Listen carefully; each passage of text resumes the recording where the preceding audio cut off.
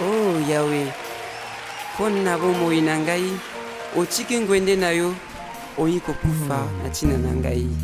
Bolingo na yo ezali makasi, koleka oyo ya bato na kati ya mokili. Kumama na yo, sanzolama na yo Yahweh. Amen. À tout prédicateur de l'évangile du Seigneur Jésus-Christ qui trompe le peuple de Dieu pour s'enrichir. Ils ont commencé dans la pauvreté, ensuite ils se sont enrichis. Ils nous ont enseigné les dîmes et les offrandes. Nous leur avons donné les dîmes. Ils ont grossi, ils nous enseignent de l'évangile politique et ils nous disent que Dieu bénit. Est-ce que Dieu bénit seulement les pasteurs, mais non les laïcs dans les églises? Ils sont toujours dans la pauvreté, toujours dans la même position. Ils nous ont dit que Dieu, si tu donnes les dîmes et les offrandes, Dieu bénira. Mais pourquoi les conditions de notre vie ne changent pas? Les hommes de Dieu deviennent de plus en plus riches et nous sommes devenus pauvres en esprit, pauvres dans la chair, pauvres même dans les biens matériels. Oh Jésus, la politique est carrément entrée dans l'église.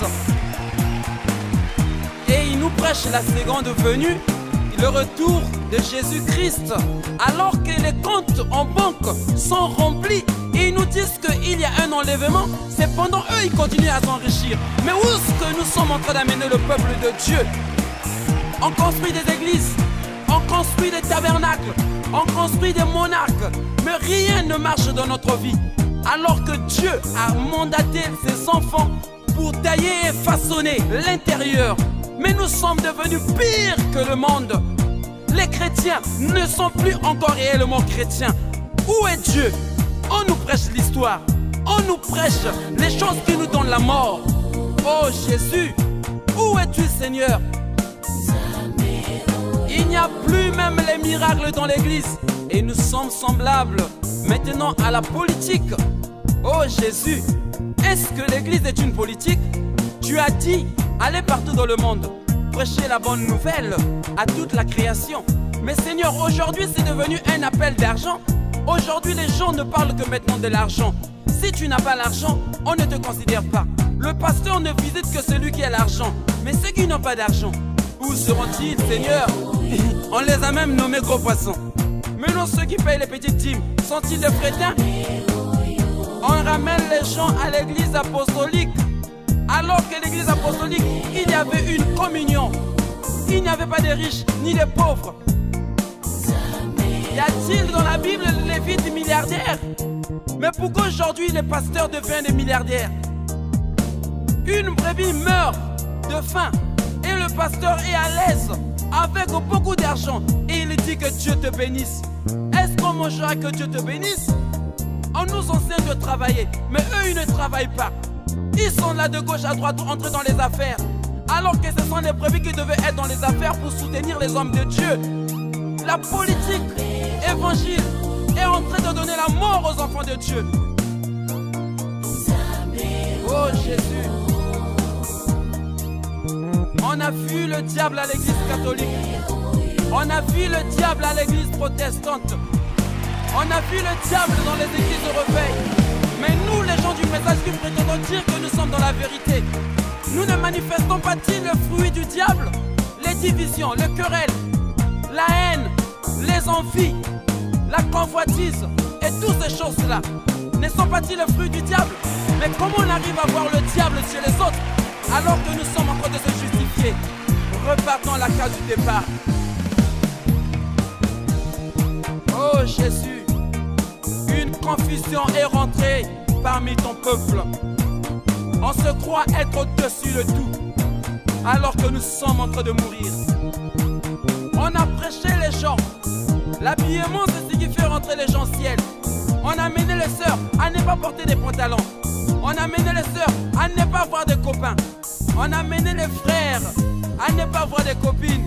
Mais cependant, il y a des païens qui font la même chose que nous, nous pensons être religieux. Amen. Amen. Oh Jésus, le Dieu du message, tu n'es pas mort, mais ce sont les prédicateurs qui sont morts spirituellement.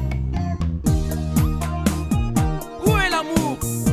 Les sœurs et les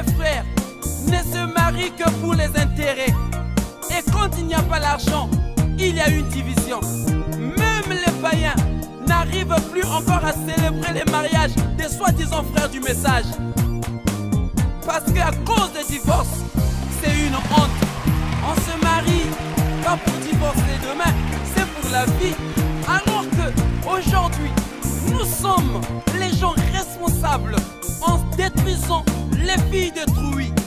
On s'est dit qu'on se marie vierge, mais cependant il y a tellement de déviergés parmi nous. Les filles des diacres, les filles des pasteurs qui se comportent mal.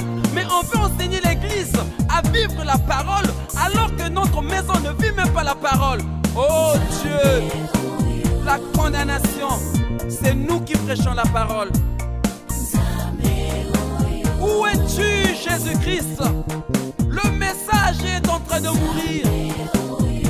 La politique est devenue religieuse. L'église est devenue comme une association et une partie politique. Le Dieu de message est vivant. Mais les églises du message sont mortes. Il n'y a plus de la puissance chez les catholiques. Il n'y a plus de la puissance chez les protestants. Même dans les églises de réveil, même dans le message, on est là seulement enseignant la haine parmi le peuple de Dieu. L'envoûtement est rentré carrément au milieu de nous. Oh Jésus, les empoisonnements, de l'envie, de la haine. On monte du haut de la chair enseignant la division. Où est Dieu? Oh my God. Réponds-toi frère, avant qu'il ne soit trop tard.